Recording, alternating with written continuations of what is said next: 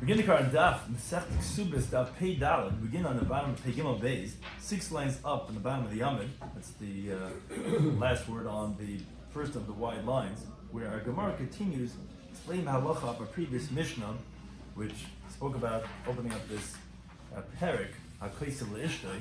Someone writes to his wife, Din Dvarim Ein B'Nechseich. He says, I have nothing to do with your properties, don't worry, with your Nechsi Malug. So there was different wordings depending what he said, if it's going to be regarding the 3 different rights he has regarding the eating the peiros, regarding if she sells it's not going to be valid, regarding if it's going to yarshin. And that's where our Gemara continues with the opinion of Rabbi Shloimy Schwartzberg regarding one of the wordings we said in the Mishnah was that he can remove himself from everything. Rabbi Shloimy says no. Regarding if she dies, he's going to inherit her because it's masna mashakas. But the Gemara explains that machlekes between him and the Tanakama. If he could make a stipulation, he's not going to yarshin her. Shit corresponds because the Neches Kutentem Dafachem. If you're joining today's daf, everyone should have Kesuvos Daf. Shiur. Something to discuss in today's daf are the reasoning of Rav that he says the halacha is like Rabbi Shloimy Schwartzberg, that it may still Yerushan, that if she dies, he will inherit her. He's not removing himself from that right. But Lemid Tamei, the Gemara is going to discuss what I mean. Why are you saying halacha is like him, but not from his reasoning that you're coming from a different angle to say the halacha is like him. The Gemara brings machlekes regarding Reb Tavrin Reb Kiva in the next mission in the case of Misha Neis V'Neach. Someone died and he left over a wife who wants to collect her ksuba, a creditor who wants to collect his debt, and the Yershin and inheritors who they want to get the Yerusha. And regarding if he possessed the metatlan that were b'shus acherim, so who gets the rights to these? If it's by the Yershin, so they get to hold on to it. What happens if it's by some type of borrower or someone has a deposit or a loan? Shem the machlekes regarding who has the rights to who's entitled to these metatlan. This machlekes regarding the case of a niach peish tlushim in karka. Let's say leftover detached produce from the ground, and kol koid men zalchem. Mishnah tells us if we say that whoever gets there first gets the rights to it. Tarfon says because tfis mahami lachamisa, you could grab it after the death. And Kiva says no, tfis mahami lachamisa doesn't help after his death. It goes and it remains by the Yershin. So important terms and concepts in today's daf are balchayv any good metatlan. A creditor cannot collect from movable items. The reason for that is metatlan liasmu lemishtabdi. The only collateral that you can collect from is the karka, but metatlan movable items cannot be collected. So begin the card daf pei gimel and beis. 6 lines up at the bottom of the Yomid. In the mission in the previous daf we had said, if he writes to her, look, I have nothing, no litigation, no rights in your nechasim. And in the peiros, some peiros saying, in your lifetime and your death, he's excluding himself from everything. From peiros, regarding if she sells it, regarding in yarshining her. So the Tanakh says, and the Mesa in the Yarsha. Because Yerusha Sabal Medraban. But Shmuel says, Mesa Yerusha. No. If she dies, he's going to Yarsha. Why? He made a stipulation. I'm not going to have any din and dvarim when you die. No. Because he's being master, mashkas v'tayra. And because the Torah says that the husband gets it because he holds Yerusha Zabal's deraisa. Whoever's master, mashkas v'tayra, you make a stipulation opposing what the Torah says, then tonight bottle, your tonight is bottled like you never made such a tonight in the first place, and therefore you're going to Yarshin Har. That's what Shmuel says. And that's how Gemara begins, according from the Mishnah. Shmuel, he says, etc., that we said in this case, of where he says, in the din of and all these different variables. Still he says that he's going to inherit her because his master Mashaka's Matayra, oh my God. So Rav says, halacha, the halacha is, like this idea that what is that the husband will inherit her, but not because of his reasoning. His reasoning was because Master Mashaka's Batayga, and therefore the Tanais Baba the beginning Arshna. No, it's not for that reason, for a different reason. Says the Gemara, my halacha. What does he mean when he says this? Halacha follows like him, but not for his reason. He even said the Amma that he says, as we just explained. That when you say didn't vote all these cases. And therefore, the halacha is, if she dies, he's going to inherit her. But, you're telling me, what do you mean not for his reasoning? Because the Ilbshim some ways, the Ilbshim holds that the reasoning is based on Masa Mashkas Batayda, that you make a stipulation opposing what the Torah says. Tanai Batal, your Tanai is going to be Batal. But for Rav actually holds, Tanai Kaim. If you make a stipulation opposing what the Torah says, your Tanai is valid. Who says such a thing? It's actually Rabbi Yehuda.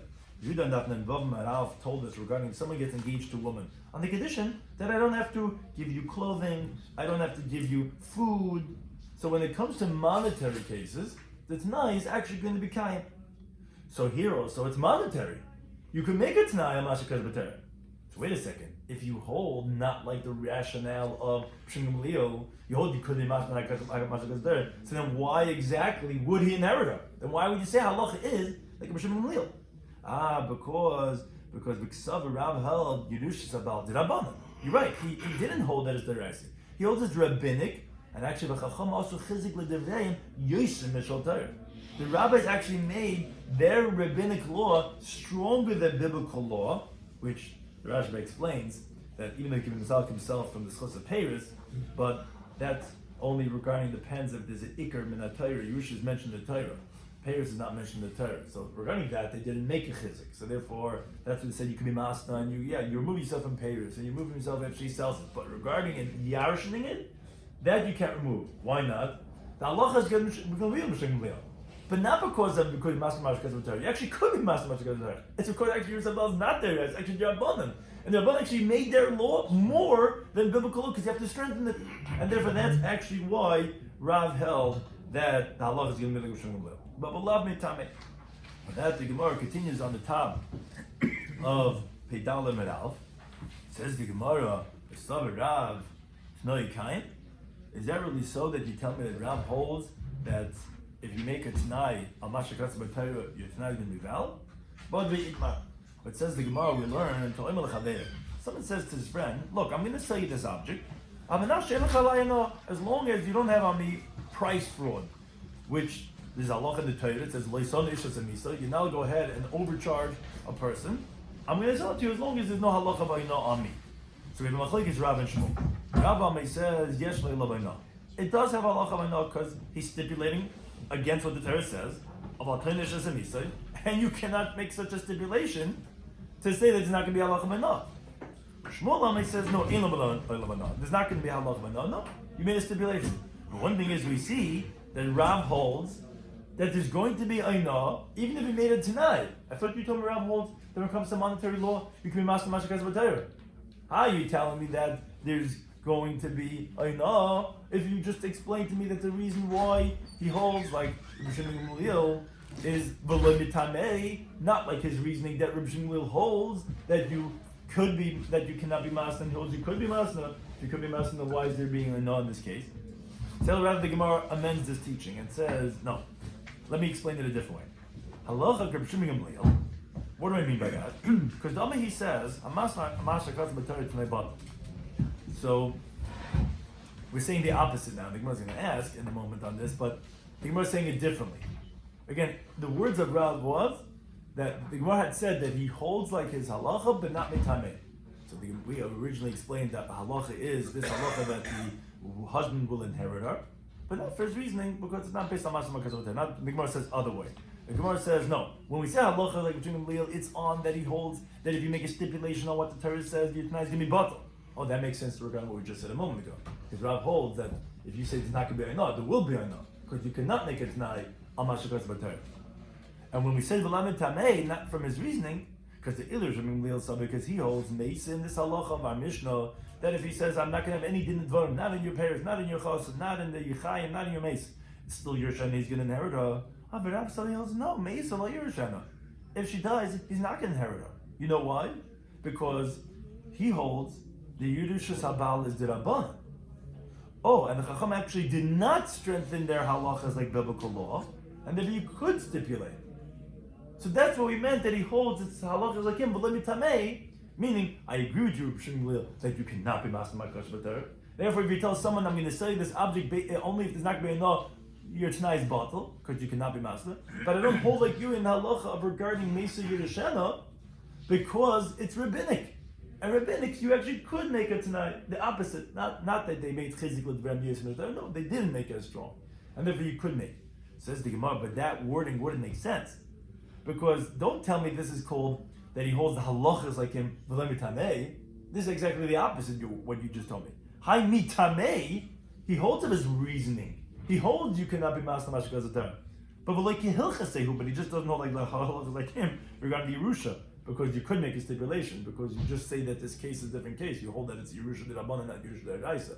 But don't tell me you hold halachas like him, v'lemi tamei. Forget, you hold of mi tamei, but you hold the halachas not like him. So that wouldn't be a good interpretation to explain what is this that Rav said the halacha is like him, but v'lo mitamei, it's actually the opposite then. So what does it mean? Halacha is like him b'lo mitameh. So rather says the Gemara, I'll explain to you a different way. Halacha, the Amma that he says, it makes you Yerushalayim. Yes, exactly, like the halacha of the Mishnah. If the husband says, I don't have any din nevarim in all these cases, then if he dies, he's going to inherit it. But what does it mean, b'lo mitameh, not from his reasoning? Because the Ilu Rabbi Shloimy Schwartzberg, because Rabbi Shloimy Schwartzberg, he holds, b'deraisa, when it comes to biblical law, which is inheriting his wife, it's not a batal. So then he holds that tonight can be batal, like the case of our Mishnah. Ha-b'dirabbanan. But let's say regarding rabbinic law, for example, let's say someone stipulated that he's not going to eat the payers of his wife, which that's rabbinic.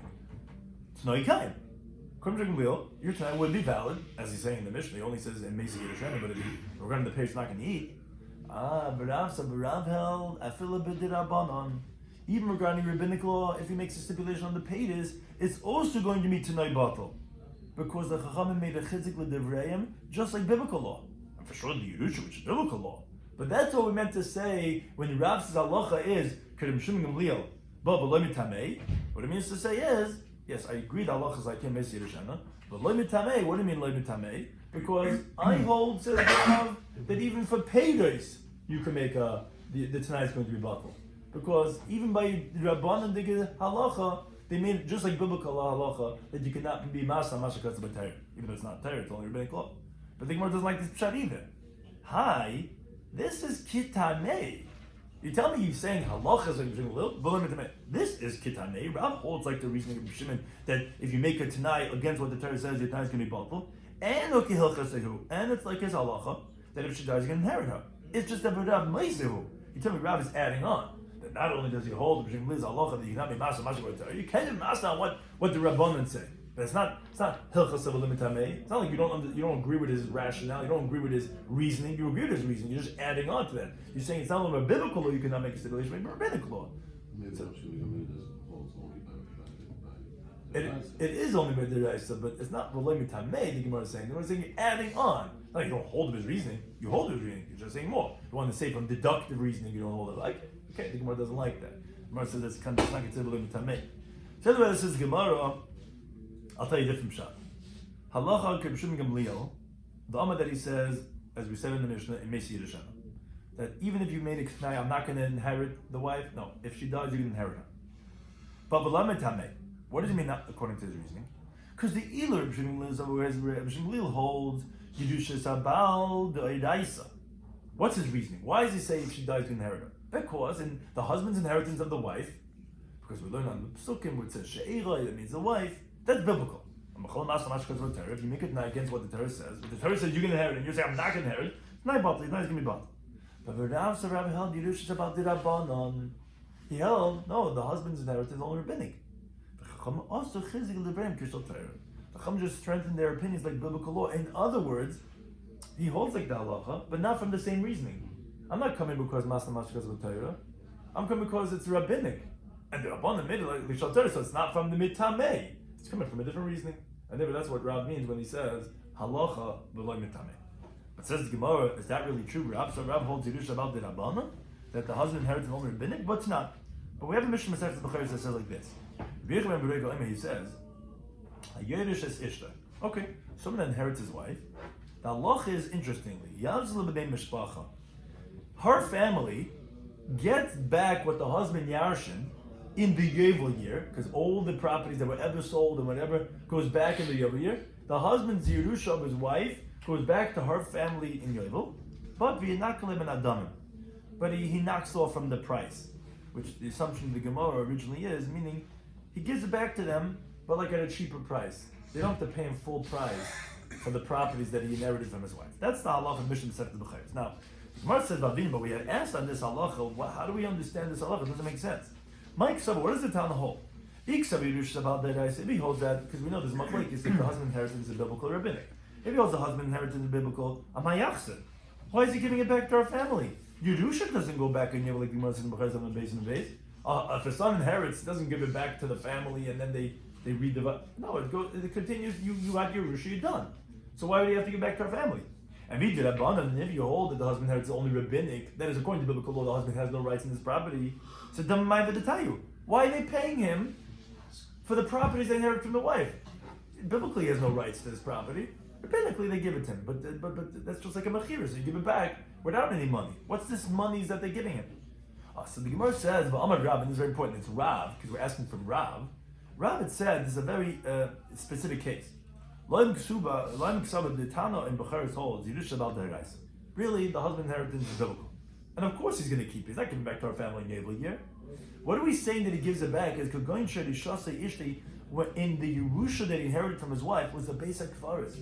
There was a plot for his wife from the family, the Zayda gave to all the Einiklach, gave a kvuda there in a certain chelka. So the husband, when the wife died, he inherited hard plot. That's what saying he has to give it back to our family, meaning it's disgraceful for the family that fremde, others should be buried with them, and that they have to be buried other places. Because let's say the wife had a few plots, maybe because her kids, this husband, Yashin Ramah, now he's going to take his family members and bury them over there. But it's not Bokavadik for the family that these foreigners are going to be using the cemetery here, and therefore, Rabbi said like this, Lishkul Demei Lahadar, Lamaisa it's his, because Yerush is about their Gaisa.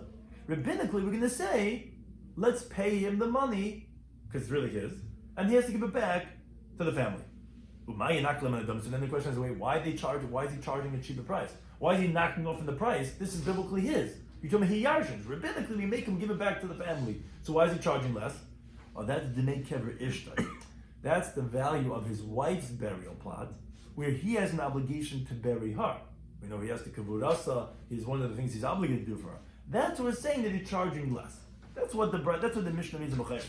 The Gemara says, Kidditani, what's Kidditani going on? Kidditani, like Lena Brisa, that if someone purchases someone else's burial plot, we force him to give it back. So that's the same thing over here. Even though really the husband, really Yarshin, the wife, we force him to give it back. We'll pay him for it.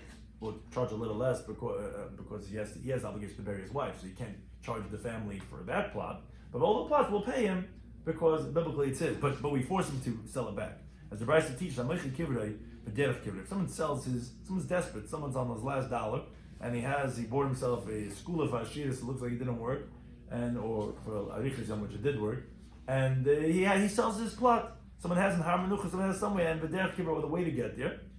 Or Mamado Yomokim Espede, the place of the station where they stop and when they make the eulogy. So the halacha is, when this guy actually passed away, the family members come, they forcibly, against the will of the consumer, the buyer who bought this kever, they forcibly take it away from him. They'll pay him, but because it's a disgrace for the family that this other person is here in that place. Okay, that's halacha. But what do you see over here? In this teaching, we had quoted Rav, who, in explaining this mission b'chayris, was trying to tell us how does this mission make sense. Why is he giving it back in Gable? Why are they giving him money for it? So he explained, no, Yerusha about Dairaisa, really it's his. That's why they have to pay him money when he's giving back. So why is he giving back? It's to a dafka kever. But in that interpretation, you're telling me that Yerusha about is Dairaisa. That's Rav saying it. Didn't you tell me a moment ago that Rav, the reason why he's loy mitamei of Rabbi Shloimy Schwartzberg is, even though he holds like Rabbi Shloimy Schwartzberg's halacha, that if she dies, he's going to inherit her, but loy mitamei, because Rabbi Shloimy Schwartzberg is coming from biblical law, that mas not mash because tnai batel, but Rav's not coming from biblical law, loy mitamei, coming from rabbinical law, because Yerush Shabbat is the Rabbanon, and Asuch is Rim Kishal Torah. So you hold Yerush Shabbat as the Rabbanon, or do you hold this Dairaisa? In the teaching of our Daf, you're saying that he holds Yerushalayim as D'Rabbanan. In this teaching of B'chayris, you tell me Yerushalayim is Dairaisa. That's why really the husband gets to keep it. And we only make him sell it back to them because it's a Begam Mishpacha. So what does he hold? Yerushalayim Dairaisa D'Rabbanan. Says the Gemara that Rav holds its D'Rabbanan. In this last teaching in Mishnah B'chayris was going on a Mishnah of Rabbi Yechim ben Bereika. Rav just has to explain this difficult teaching that we didn't make sense of Rabbi Yechim ben Bereika, which was Manashach. If the Yerusha about the Reis D'Rabbanan doesn't make sense, but B'leilas Yirlei, he doesn't hold the Yerusha about the Reis, he holds the D'Rabbanan, and therefore that's what we said. It's loy mitamei the Rabbi Shloimy Schwartzberg, because whereas Rabbi Shloimy Schwartzberg holds the reasoning why Yemesa Yerushena is because it's Masna Mashkas B'Torah. Rav says, no, it's not Masna Mashkas B'Torah. It's rabbinic law. But I hold that the rabbinic law is Asu Chizikal Devrein, Kishal Torah. And that's why I will agree to your halacha, but not mitamei, not because Masna Mashkas B'Torah, but rather because rabbinic law. that was the conclusion of that Mishnah. Now we continue on to the halacha, the next Mishnah, continuing on the halachas of a ksuba, which relates to this theme of this parak, this mesechta, obviously regarding a ksuba. So mishanes, someone passes away. V'nich isha, now he left over a wife, because she wants to get a ksuba, a creditor who wants to collect his debt, and v'yarshin, inheritors, let's say children who want to inherit the father's estate. Now, this father who passed away, he had, whether it be a deposit, whether it be a loan, by someone else, some third party. So what's the halacha with that monies? Who's going to get that monies? So Tarfanem, he says, we give it to the weaker of the three. Which the Gemara is going to explain who is that. But even though metaltalin, which obviously is a movable item, it's in some third party's possession, of yesayim, of orphans, are not mishum, there's no lien on them. Not for a creditor, not for a ksuba. So why are we saying that you'll give it to the weaker them, which is going to be either the balchayim or it's going to be either the ksubasisha? Here, because it's not in the possession, it's not in the domain of the yesayim, Reb Tarfon holds that you could extract it from the borrower or from whoever's holding onto the deposit, and you could give it directly to the creditor or the ksuba of the woman that was obligated from this dead person when he was still alive, because it wasn't at the time of death in the possession of the yarshim. So although generally metal yasmin cannot be collected from, here it's different because it's on some third party's possession. That's how Reb Tarfon holds. On that, Rabbi Shloimy, he says that no, ein menachem in bedin. We don't have mercy in judgment. You can't say give it to the weaker of them, which will explain to Gemara who's the weaker. And the nasma li'layarshim, that they give it to the inheritors. And the fact that the balchayim of the ksuba for the woman they're going to grab it, grabbing doesn't help. I'll tell you why. So kulan shrichen shvuah. All of these other ones need an oath, as the Mishnah teaches later on the period of Pezayim and Aleph. If someone's coming to collect from the Nechasim of Yisayim, you can only collect with an oath. As long as they don't swear, they have no rights in this. And we don't know if they have anything really over here. But the Ina Yershin Shrichen Shavua, the Yershin on the other hand don't need an oath. So therefore when the person died, the Yershin inherited right away and is considered in their possession. Therefore Kiva says no, since everyone needs an oath besides the Yershin, we say automatically it's the Yershin. And everyone else is trying to collect, you cannot collect from the metalman of the Yisayim. That's case number one. Case number two, says the Mishnah, let's say the father left detached produce from the ground. Here the halacha is, whoever gets there first, gets the right to it. So if the Yershin get there first, they get it. And you don't take it away from them anymore, because obviously, like we said, the movable items of Yisayim is not meshubah, there's no lien on that for creditors and muksuba.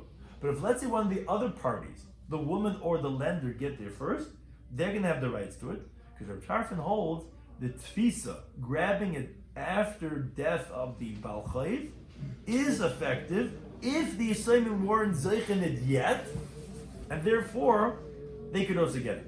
Now that's what the Mishnah continues and says. Let's say the woman, she grabs it and she gets it first, but let's say her kasuba was $100. And now, really, what she grabbed was worth 150. So she got the rights in more than what her ksuba is. Or let's say Balchayv. Let's say the creditor got to it first, but it was Yesal Chayv. It was more than his debt. So what do you do with Hamaiser? What do you do with the leftovers? What do you do with the extra? So on that we have a machlekes again. Tarfon Aimah, he says you give it to the weaker of them, meaning if that's actually referring to the owner of, that's the one who has a document, which he has the lower hand. Why are we giving it to, let's say, the other one who has the document? Let's say the woman got it. The extra is going to go to the creditor. The reason that if it goes to the Yisayim, you can't collect from them anymore. Not a woman, not a bachayib. So therefore, again, it goes to the Kreishabahan, which we're considering the fact that due to the circumstance that this guy who's collecting his debt or this woman's collecting his debt, you're not going to be able to get it anymore. Once it goes to the Yarshim, you're done. Because metalman, these are payers of Lushim and Akarka. So according to Tarfon, we're considering the limitations of this collector, and we say, okay, if the woman collected more than was worth her ksuba, the rest does not go to the Yarshim, the rest goes to the Balchayv, because that person is not going to be able to ever get their money out from the Yarshim. But here also, Rabbi Kiva says, no, we don't have mercy by judgment, because you're concerned that now the creditor is never going to be able to collect because it's metalin, and he's owed thousands of dollars, and tough luck because the Yarshim have metalin. He can't go. No, we don't racham him. Eli Yanos Yarshim is given to the Yarshim because Shekulam Shulchan Shvua. Everyone needs an oath. Then the Yarshim don't need. So now, when it's just automatic, we can say it goes to the Yarshim because they don't need an oath. They need an oath. You want an oath? Oh, now it's too late. Now it's for the Yarshim, and therefore not going to be able to collect.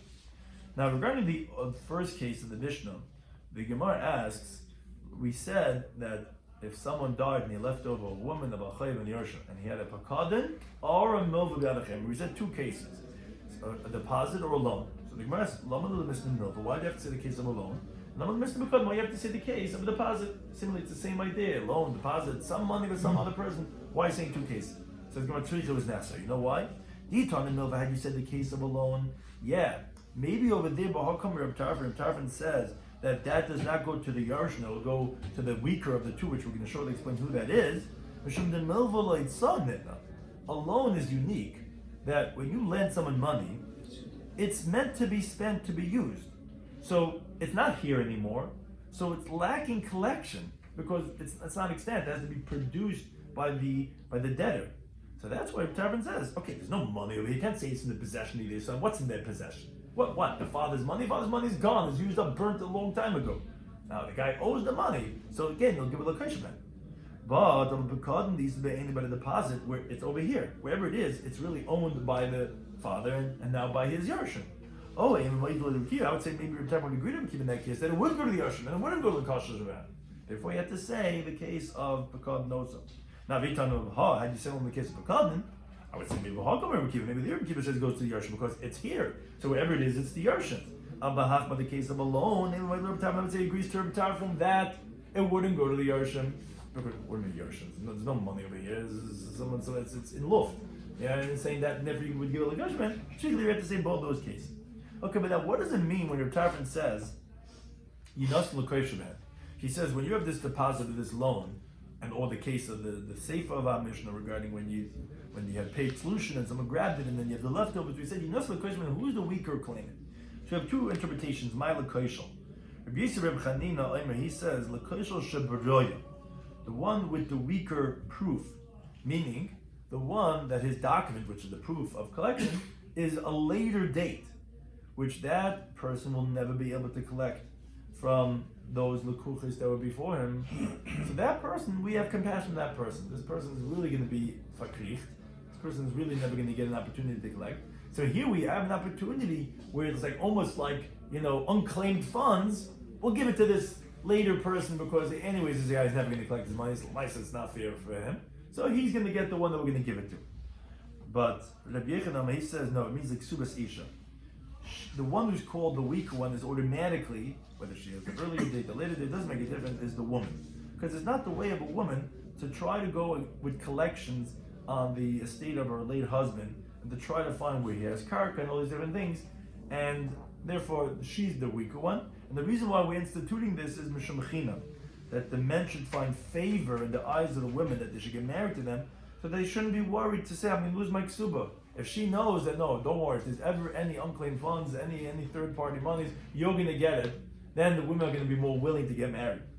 Because she knows she'll be able to collect. The Gemara says, this machlekes amaram is a machlekes tanoim. When Yomanam, he says, it's the one who has the weaker proof, it's the one with the later date. And he says, Bukasha, and that's appropriate to do this, that person should get before the preceding claimant. Rabbi Lazar, he says, it's like Kesuvos Isha means for the ksuba of the woman, Mishum Chin again, because of finding grace, because a woman would find it hard to go and collect, and therefore we institute that she should be the one that will get these unclaimed funds. Now, the Mishnah had said a sefer, Hanich paid his pollution. If, let's say, he left over detached produce, so we had a machlekes regarding what do you do with the leftover of what was grabbed. The Tarfon said the leftovers go to the Kaishal Shaman again, and Rabbi Kiva says no, the leftovers are going to go to the Yarshim. So the Gemara says, what? Rabbi Kiva, that since the reason Rabbi Kiva, the why he says it goes to the Yarshim is because they don't have to swear. So my ear, what are you saying in this case? That the Meiser, the leftover, is going to go to the Yarshim?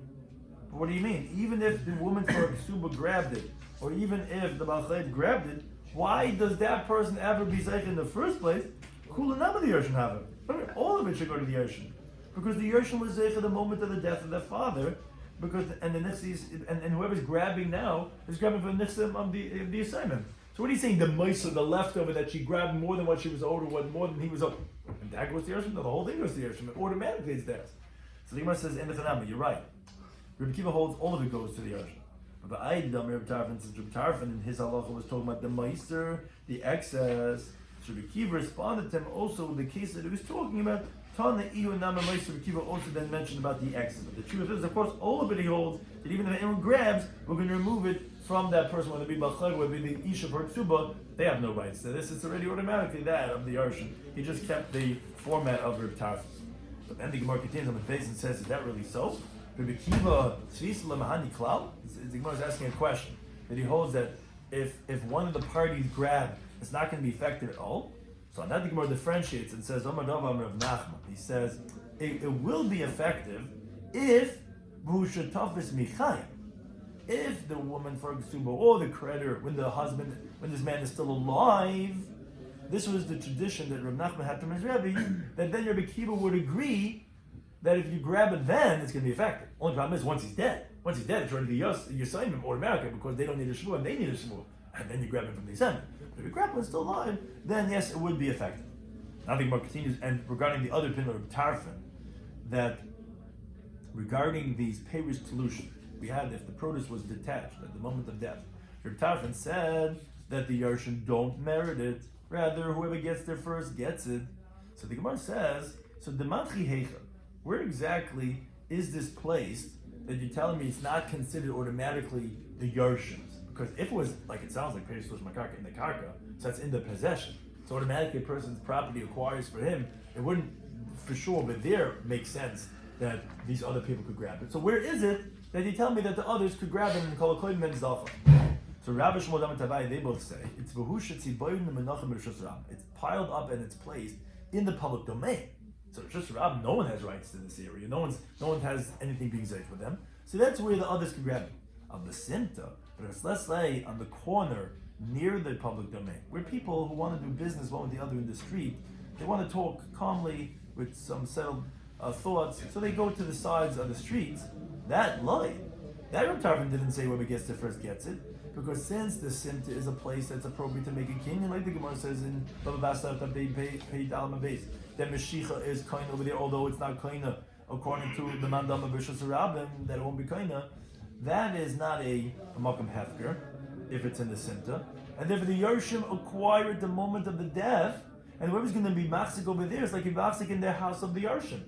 So Rabbi Shlomo both say this is only going to work in Rishus Rabbim, but if the peiros are besimta in a side alleyway, that is you could be kinda the malkum for yourself.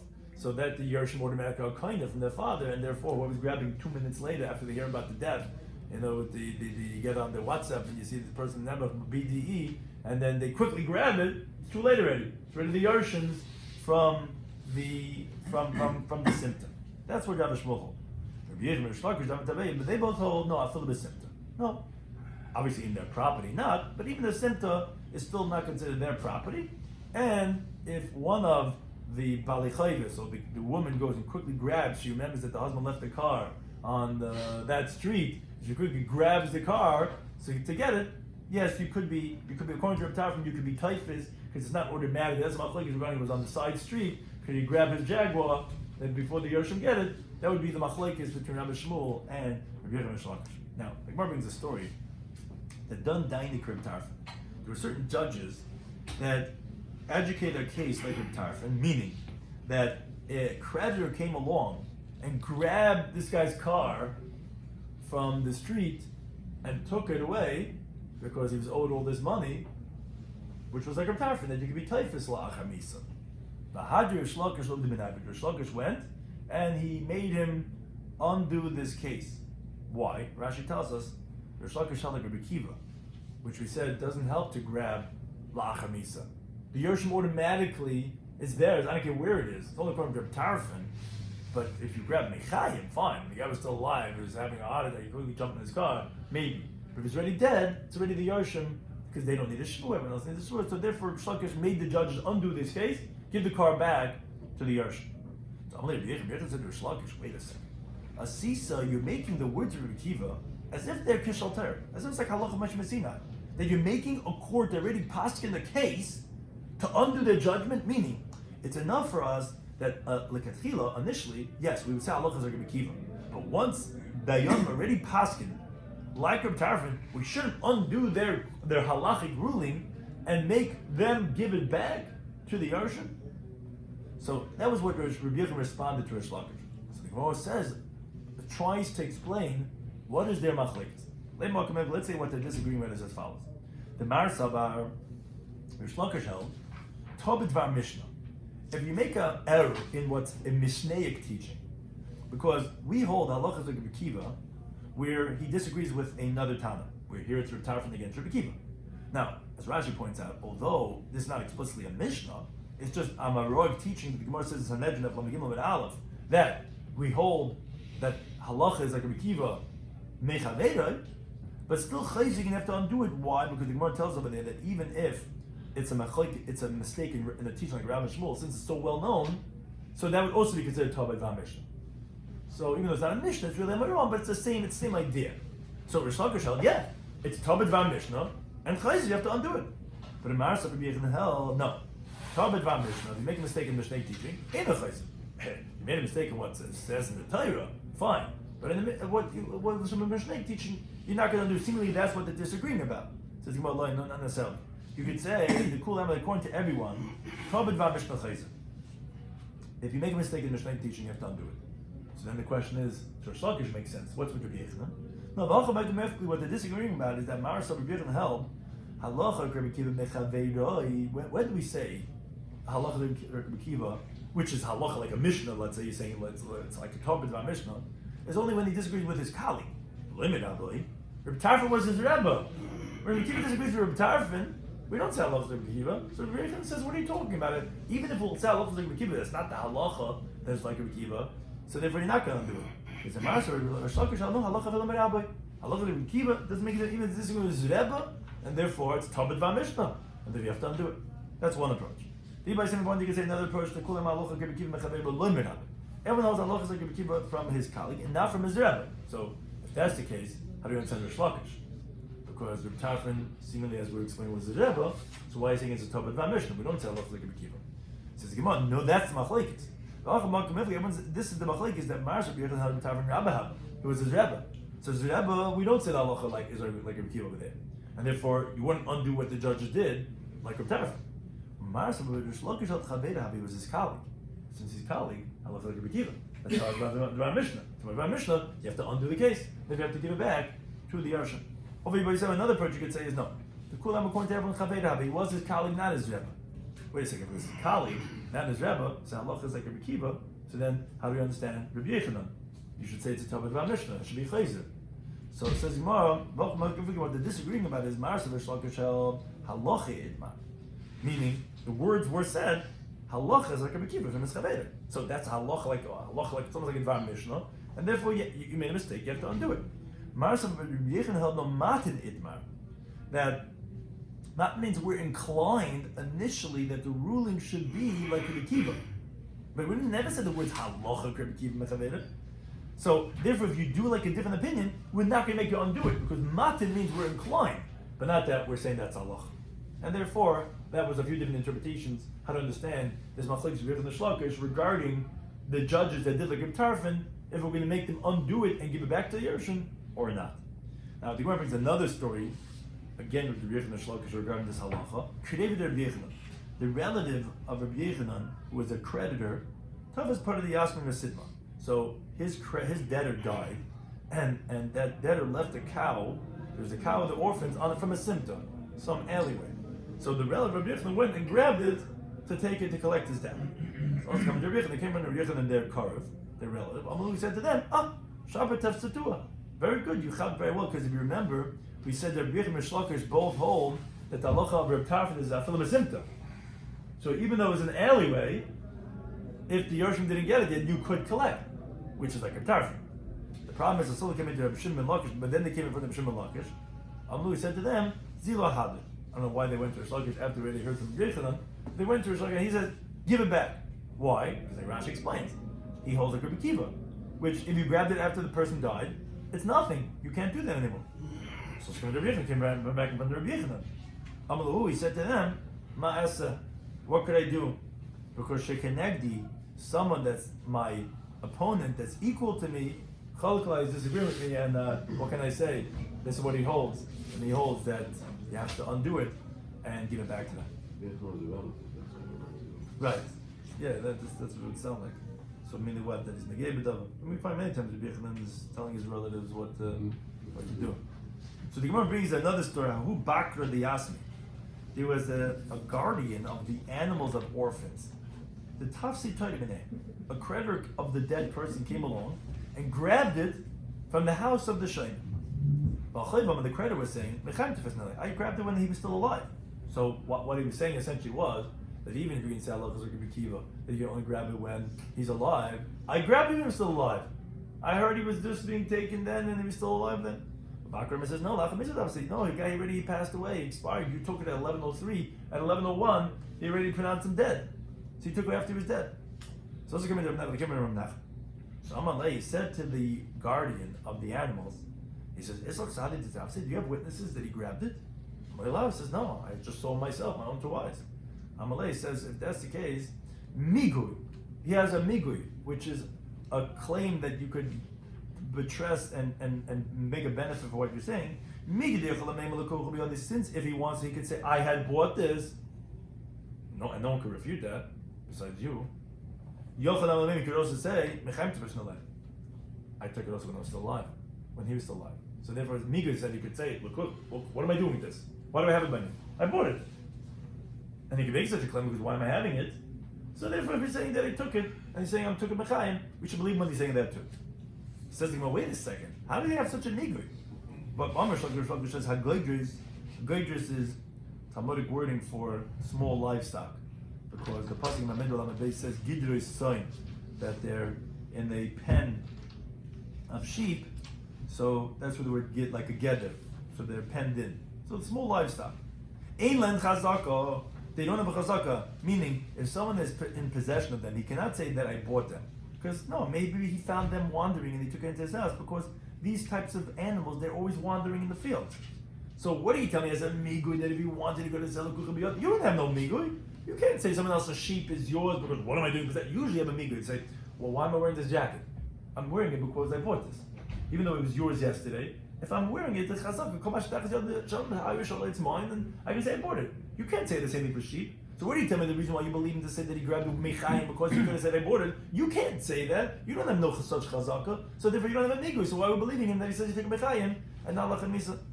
So the Gemara knows, you're right, generally goyers don't have chazaka, but shani tura, an ox is different because the Mesida Laraya, when you give it over to a shepherd, he's protecting it, and therefore we don't assume it's going to be just wandering. And therefore we assume it is protected. And if he does have it, then he would have a mikvah to say that he bought it. And even though he's not making such a claim, he's saying that it was taken, but he's saying he's took it when it was still alive, and therefore he's going to deplete. Another story the Gemara brings is the Bein Nesiya, the household of the Nasi, who was the leader of the Jewish people. So that family went toughest Amsa the Yasmin Center. They were owed money by a certain credit, by a certain debtor, who passed away. Now, he had a maidservant who was walking on the alleyway, and they jumped her, they grabbed her and brought her to the house of Nasi as collection for a debt that was owed to them. So, Yasser Bavo, Reb Chanin Bapap, Reb Rizal, now these three Talmud Chum were sitting. The Yasser Baba Gabai, whenever it says that, he always usually means to say that other person is going to say something to them, like he's disagreeing. And he's sitting with them. So, Amri is the Gersh of Amr Luhu. So these three Talmid Chacham said to the house of the Nasi, Sharpatav Situa, you guys chap very good. Because, here you have that it was in the Simta, which, was not in the possession of the Yisayim, and you were able to grab it to collect for your debt. Amr Rabbi said to them, Mishum Bein Nesinin, because it's the household of the Nasi, Machnafesisu Lahu, so you're going to flatter them, you're going to try to do Chanifa to them?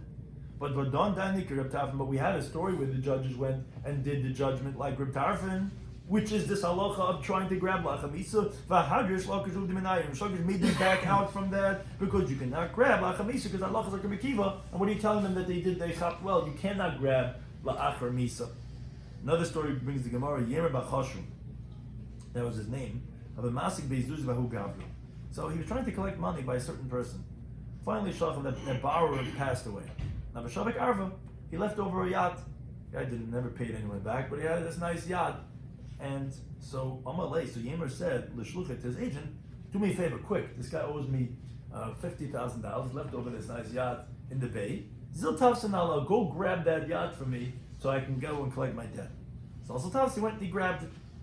Now, so he's in the middle of sailing this yacht back to this guy, and he encounters our papa and Hud B'nei Yeshua. They say to him, wait a second, isn't that my uncle's boat? Yeah, he passed away a few hours ago.